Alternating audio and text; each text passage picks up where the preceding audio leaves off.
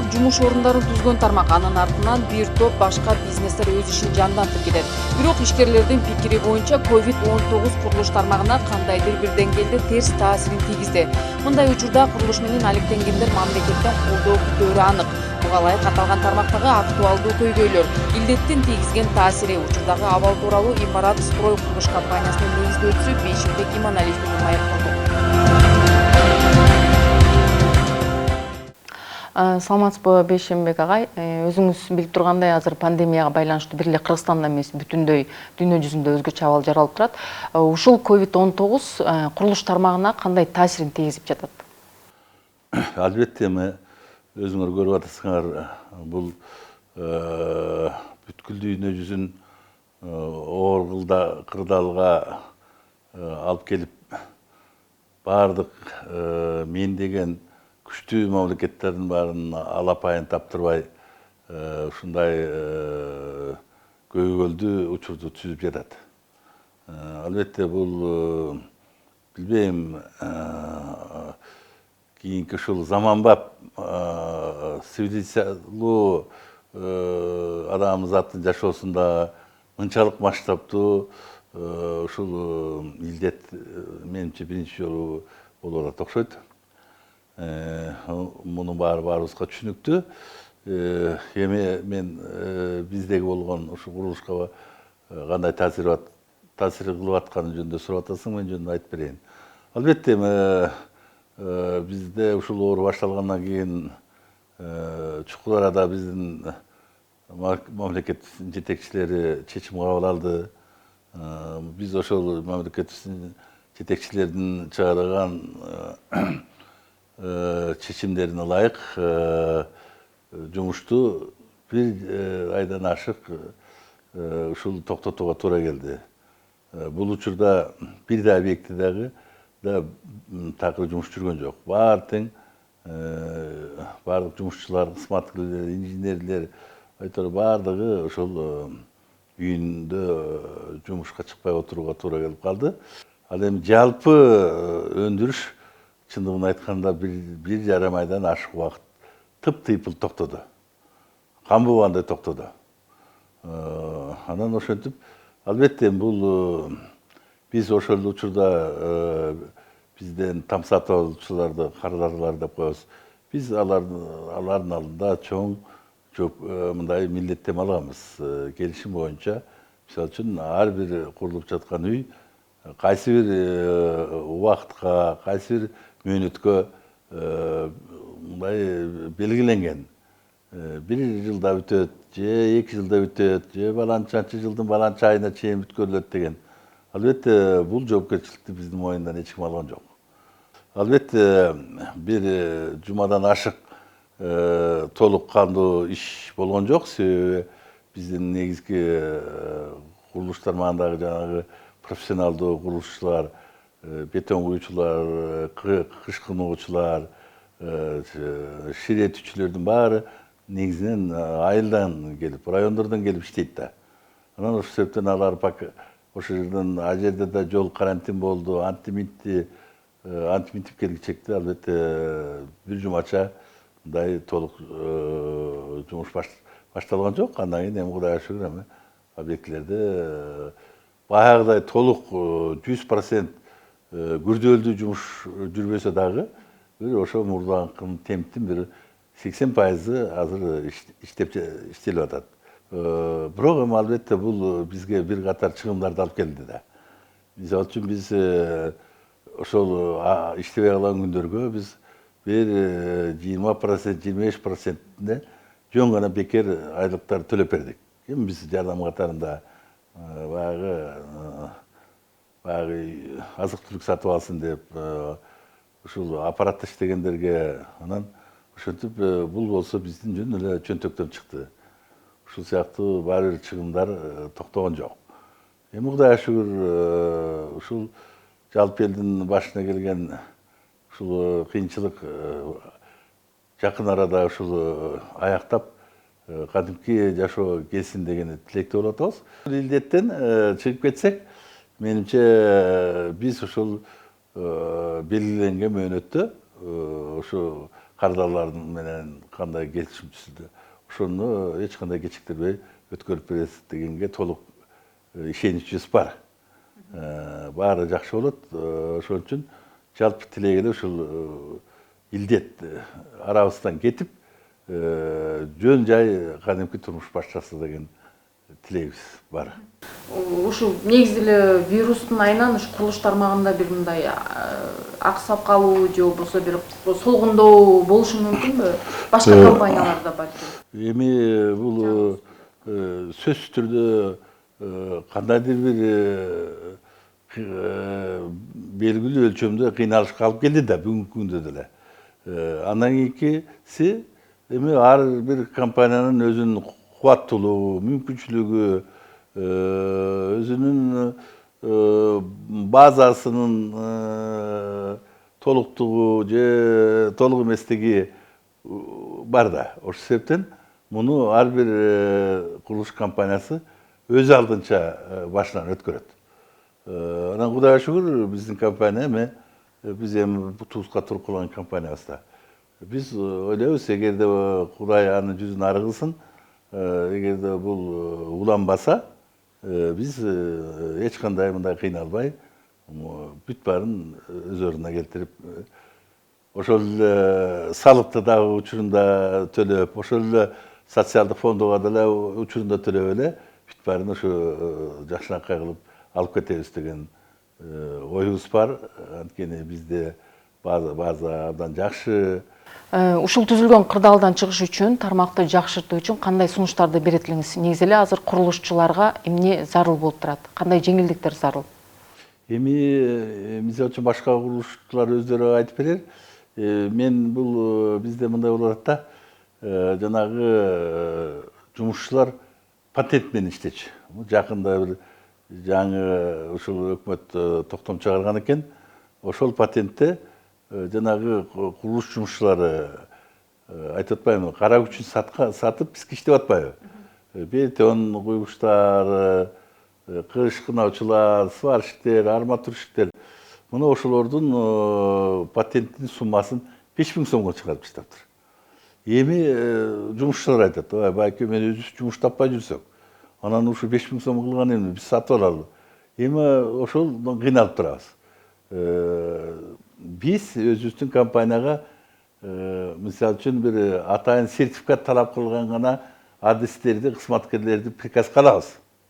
Баягы Советтер Союзу учурундагындай ар бир жумушчу, ар бир кароолчу же ар бир киши приказга кирбейт. Азыркы адамдар приказга кир десең кирбейт. Аделге адыр жазып, анан кайра кетерди арыз жазып, азыр элдердин баары эркин.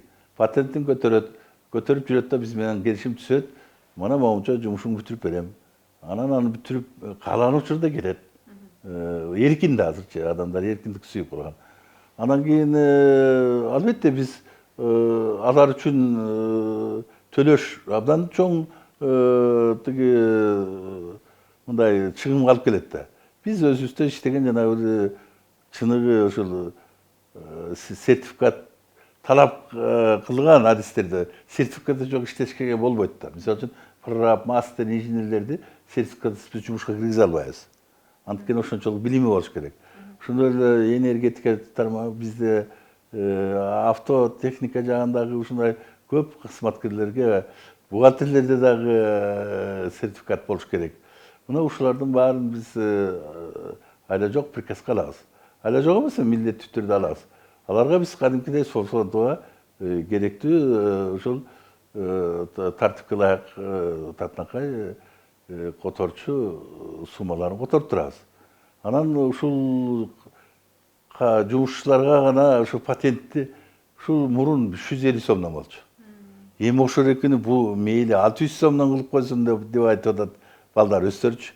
500 сомдон кылып койсун. Биз алып алабыз да, кааласак сиз иштейбиз, кааласак тиги фирма иштейбиз, кааласак барып частный жумуштарды иштей беребиз. Зато эркин жүрөбүз. Чөнтөгүбүздө патент бар. Анан соцфонддон дагы төлөп уруксат кагазын алып алабыз. Биз эркин жүрүшүбүз керек да.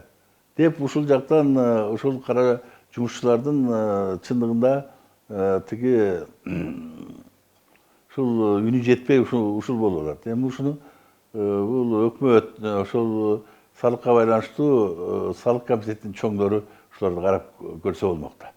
Мисалы үчүн бир жерди кичинекей үстөлдү алып соода кылып атса да ал карак үчүн жалгыз саткан жок да, ал жерден пайда көрөт да. Ал эми курулуш иштеген ошол эле, например, тиги мисалы үчүн деги ширетүүчү. Ал карак үчүндөн башка эчтеке таппайт да. Ал кечинде сварка ошол ширеткичин тыштайт, кийимин которуп алып кийип кетет. Бүттү. Анан эми ошого 5000 сом кылып койгон патент суммасын туура эмес да. Анан эми албетте биз өзгөчө алдыңкы компаниялар биз өкмөткө, президенттин ишине мындай балет этип ушуларга жардамдаш болуп турушубуз керек. Анан бизге окшогондор эле А сөзү сүйлөп, Б сөзү сүйлөп атса бул мекенчиликке жатпайт. Ошон үчүн мен ушу биздин мамлекеттин мекенчил адамдардын бир катарында мен учурбай жүрүп атам. Эми билчи адамдар билер, акырындык менен оңолор деп. Анан өз ара ушул кымбат болсо дагы ошол положениеден, ошол кырдаалдан чыкканга аракет кылып, ушул жумушчулар ушул жолун таап иштеп атат. Патенттерин алып, тигинтип. Анан эми ошол иштебей калган бирден ашык убакытка албетте өкмөт узартып берди. Акча төлөтпөй эле патенттерди жумушчулардын. Бу да бизге болсо жардам. Анан эми жардам сурай берсек өтө көп да. Мына өзүң башында айтып кеттиң, нөлдөн түскөнсүз деп. Чындыгында нөлдөн түстүм мен. Нөлдөн, жөнө түз эле жерден түстүм. Мен өкмөттөн 1 сом кредит алган жокмун. Өкмөттөн 1 сомдук жардам алган жокмун. Жеңилдетилген кредит алган жокмун. Акырындык менен эле маңдай тер менен ушул компанияны түзүп алдым.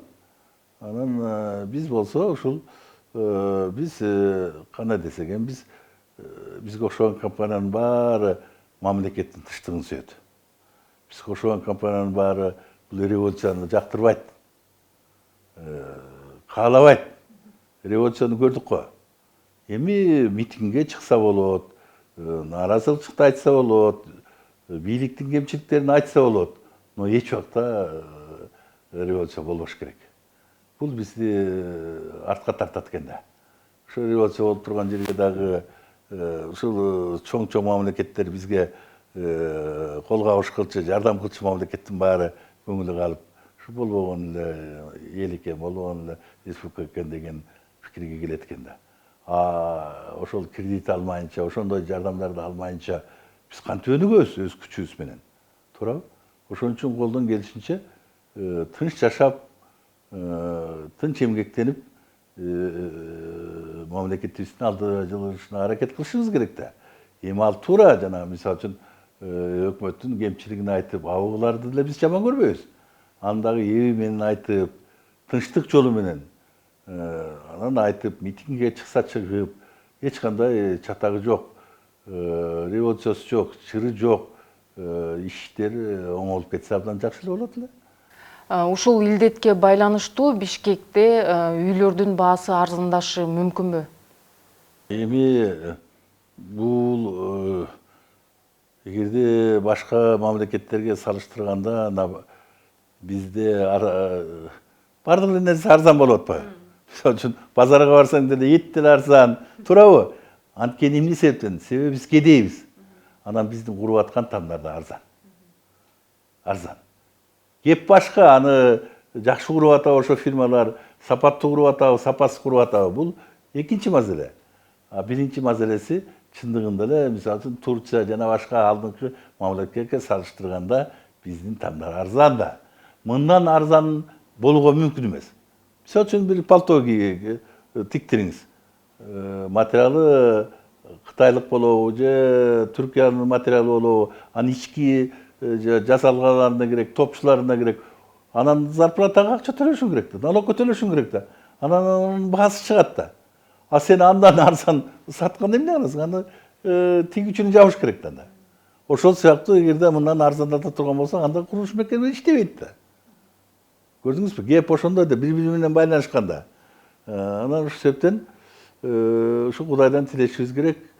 şu жашообуз ушул деңгээлден ылдый түшпөй, экономикабыз акырындык менен көтөрүлүп, анан акырындык менен анан сиз да кичине байып, тиги да байып, ошентип. Азыр ушу 90-чы жылдарга караганда ар бир адамда кичине жумуш болуп, канча эле жеңилдик болуп калды.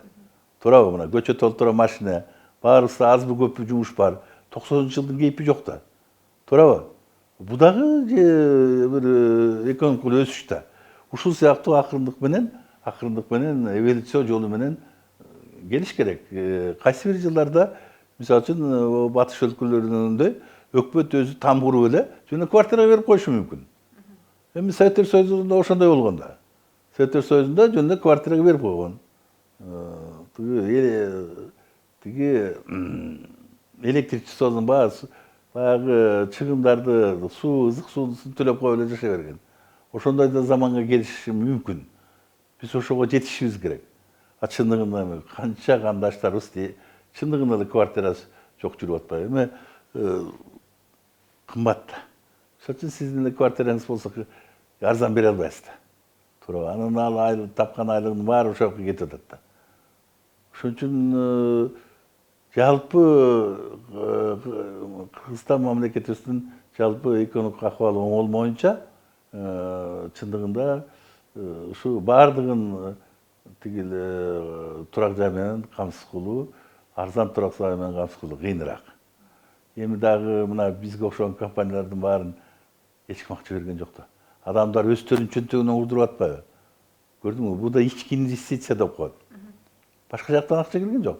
Адамдар акчасын экономдоп отуруп, анан ошентип там урдуруп атат. Бирөө машина алып атат, бирөө антип атат. То есть адамдар кичине жетишип колунан келип калды деген сөз болуп атат да. Туурабы?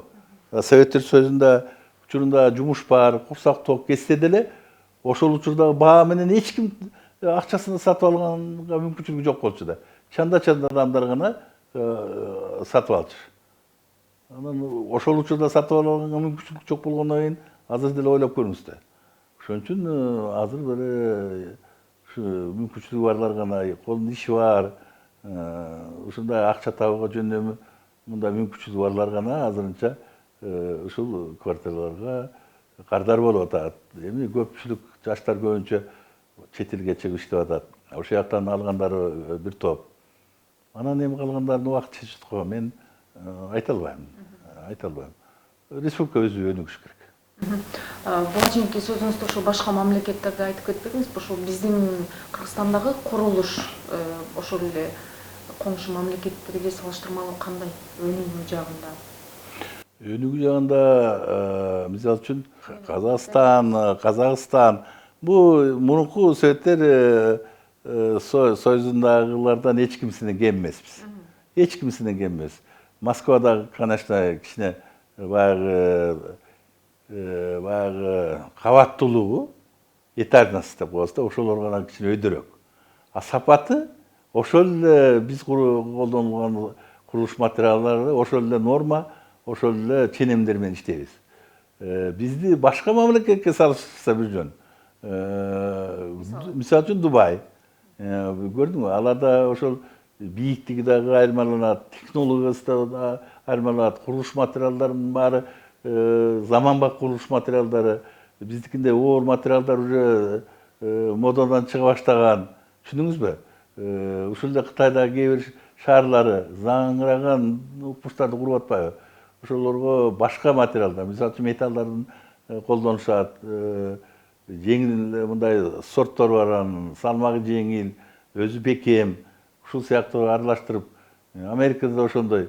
Эми аларга биз жете элекпиз. Биз ушул мына 16-18 этажга жетип калдык. Негизинен 14-12 этаждарды куруп атабыз. Эми биздин зыңкыйтып куруп атабыз, сапаттуу куруп атабыз. Ички жазалган материалдардын баары заманбап материалдар. Анан лифт дегенди өзүңөр көрүп атасыңар. Мен башка фирмалардыкын билбейт экенмин. Бизде ар бир подъездде 2ден лифт. Бирөө жүк ташуучу, бирөө мындай жашоочулар ташуучу. Бирок бирөө бузулуп калса экинчиси менен жүрө берет. Проблема жок. Абдан чет элдик, абдан сапаттуу лифттерди коебуз. Баягыдай бузулуп калмай, токтоп калмай деген жок. Мисалы үчүн ошол сыяктуу көп өсүштөр бар да. Көп өсүштөр бар. Азыр ошол өрткө карата нормалар, башка аба кирүү тазаланып, жана башка жактардын баары эске алынган. Суу түтүктөрү, канализациялардын баары сапаттуу материалдар менен курулат. Көп өзгөчөлүк бар да. Сапатына жараша. Ооба. Агай, эң биринчи бизнесиңизди канча акча менен баштадыңыз эле? Анан канча этаждуу үй курдуңуз эле? Эң биринчи баягы мындай эле жеке түрдө жумуштарды таап алып иштеп жүрдүм да. 5-15 кишиге чейин барып, жөн эле сүйлөшүп алып, акчасын алып. Анан курулушка анда сертификат деп коет. Ал учурда 4 деңгээлде болчу. Биринчи, 4-үнчүнү алыш керек. Анан дальше кетиш керек да. Азыр менде биринчи. Бардык курулуштарды курган уруксат деген сөз да. Анан ошол 4-үнчүсүнү алдым. Алгандан кийин анан тендерге катыштык. Анан тендерден Кудайга шүгүр жеңип алдым. Акфакар деген бар, бореке тиги Орто Сай айылына кетип баратканда. Азыр аны иштебей калды. Азыр жанына көп таштамдарды куруп атат. Биз да бирди куруп атабыз ошол жерден. Анан ушул кичинекей чакан ушундай өзүнүн архитектор түзүшү дагы абдан башкача болгон жакшы ушундай объект эле. Анан ошол колго тийип калып, анан биринчи ошолдон анан жакшы прибыль алдык. Анан ошондон баштап анан акырындык менен кичине тендерлерге катышып, таза суу боюнча программа чыгып калган. Ошолордун 1-2 айга таза суу курдук. Кичинеден отуруп ушинтип кеттик. Анан эми сен ошого жараша сөзүң айтайын. Мен өзүмө өндүрүштө жүрүп, курулуш инженеринин тышкары механик инженер деген кесипти өздөштүрүп алам. Мен механиктерди эле билем. Мен ошону пайдаланып, иштебей калган автобазалардан техникаларды сатып алып, бирин-экин. Ошону жазап чыгарып, ишке киргиздим. Анан 1 жылды иштетип алып, анан бир фирмага бердим. Мына ореки Кыргызстан гостиницасы азыркы эме деген. Анан ошонукин бузуп, тыгууларын ошо иштеп аттырып, ошо иштетип койдум. Анан кийин анча мынча күнөн акчасын алып барайын десем, 10 000 сом чыгыптыр. Ошол учурда бир где-то бул 20 жыл болду да ошондон беричи. Мен үчүн преступление кылгандай болдум. Мен эч убакта советтик адам болсом, эч убакта ошончо акчаны колума кармабасам, сом менен да албетте. Анан бир 10 000 сом мен бир преступление кылып алып аткандай болдум. Анан кийин акча алып атып, анан акча берген жигит айтты го, эмне эле болуп атасыз, ой билбейм мен.